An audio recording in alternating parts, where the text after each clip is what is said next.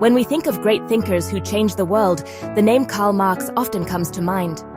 Born in Germany in 1818, Marx was not just a philosopher. He was a historian, an economist, a sociologist, and a revolutionary. He spent his life trying to understand the deep structures that shape our societies and our lives. He wanted to look behind the curtain of everyday existence to see the real forces at play, much like pulling back the layers of an onion to get to its core.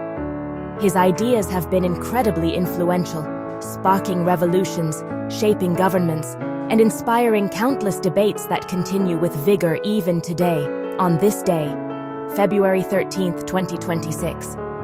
Marx's central mission was to figure out how human societies develop and change over time. He wasn't satisfied with explanations that focused only on great leaders, big ideas, or religious beliefs.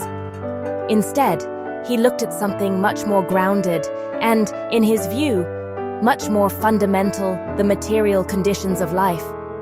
This means he focused on how people produce the things they need to survive, like food, shelter, and clothing. He believed that this economic base was the foundation upon which everything else in society, from our laws and politics to our culture and ideas, was built. Understanding this foundation was the key to understanding everything else.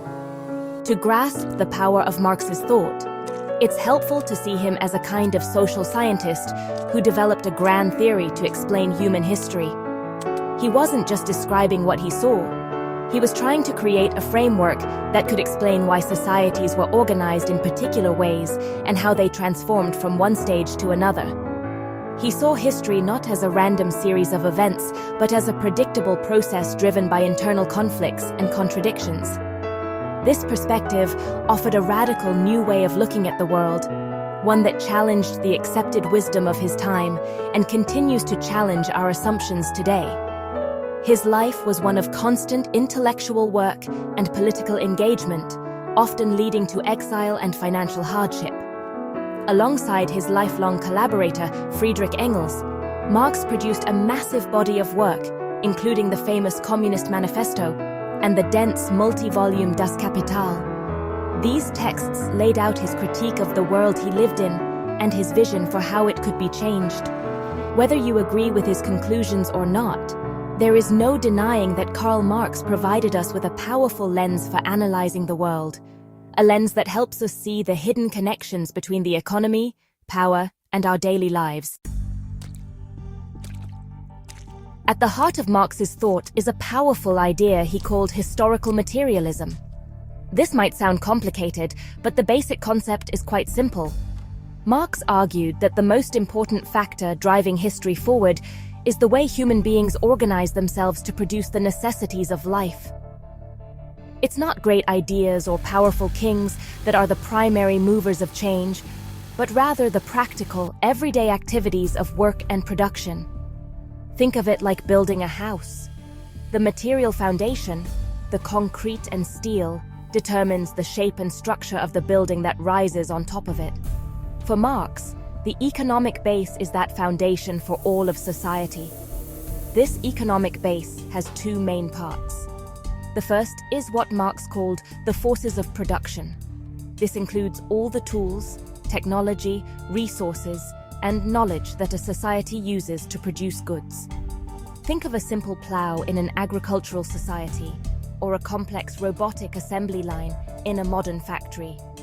The second part is the relations of production, which refers to the social relationships people enter into to use those forces. This is about who owns the factories and the land, and who works for whom. For example, in a feudal system, a lord owns the land, and a serf is obligated to work it. Marx believed that history moves through different stages, or modes of production, each with its own specific forces and relations of production. He identified stages like feudalism, where lords and serfs were the key classes, and capitalism, which is defined by the relationship between the owners of capital, the bourgeoisie, and the wage laborers, the proletariat. The critical point for Marx is that these two parts of the economic base, the forces and the relations, can come into conflict. As technology and our ability to produce things advance, the old social relationships can become a barrier to further progress, like a snake shedding its old skin because it has grown too large. This conflict is what creates historical change.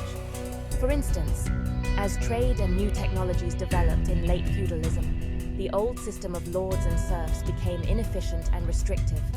A new class of merchants and workshop owners emerged, and their interests clashed with those of the old feudal aristocracy.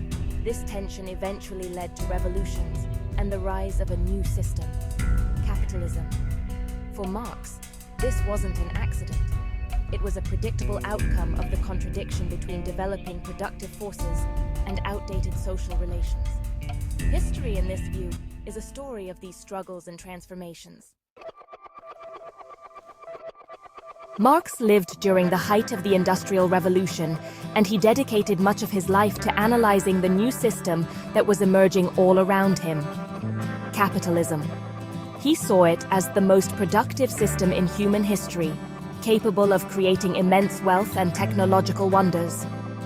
However, he also saw it as a system built on deep-seated contradictions and inherent problems. At its core, Marx argued, capitalism is defined by a fundamental division in society between two main classes. On one side is the bourgeoisie, the class that owns the means of production, the factories, machines, and land. On the other side is the proletariat, the working class, who own nothing but their ability to work. This relationship, Marx explained, is inherently exploitative. The worker sells their labor power to the capitalist for a wage, but the value the worker creates during their workday is far greater than the wage they receive. This extra unpaid value is what Marx called surplus value, and it is the source of the capitalist's profit. The drive to maximize this profit is the engine of the entire system. This creates a constant pressure to lower wages, extend the workday, and make labor more efficient, often at the expense of the workers' well-being. It is a system, he argued, where the wealth of one class depends directly on the exploitation of another. This dynamic leads to what Marx called class struggle. The interests of the capitalist class and the working class are fundamentally opposed. The bourgeoisie wants to maximize profit by keeping wages low and conditions lean, while the proletariat wants to improve its situation through higher wages, better conditions, and more control over their work. This ongoing conflict is not just a side effect of capitalism. For Marx, it is the central, defining feature of the system. It can take many forms, from quiet negotiations and strikes to open political conflict and even revolution. This struggle is the motor that drives social change within the capitalist era. Furthermore, Marx pointed to another key problem: alienation. Under capitalism, he argued, workers become disconnected from the products they create, from the process of their own labor, from their fellow human beings, and even from their own human potential.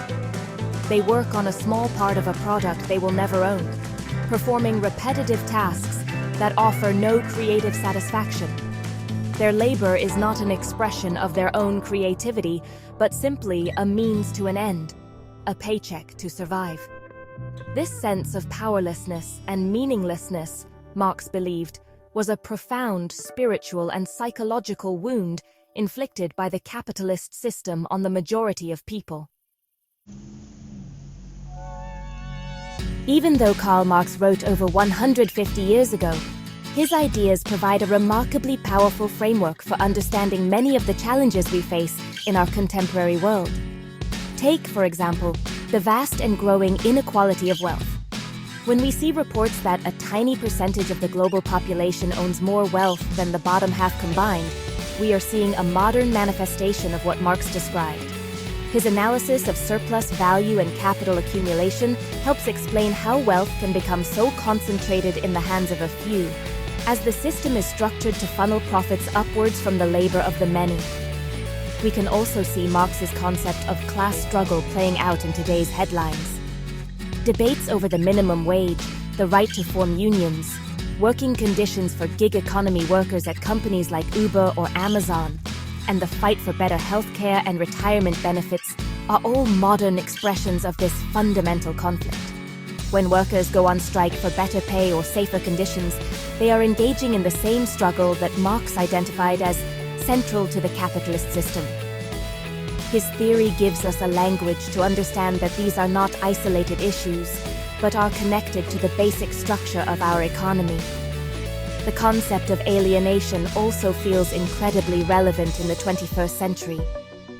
Many people in modern jobs, from call centers to corporate offices, feel a sense of disconnection from their work.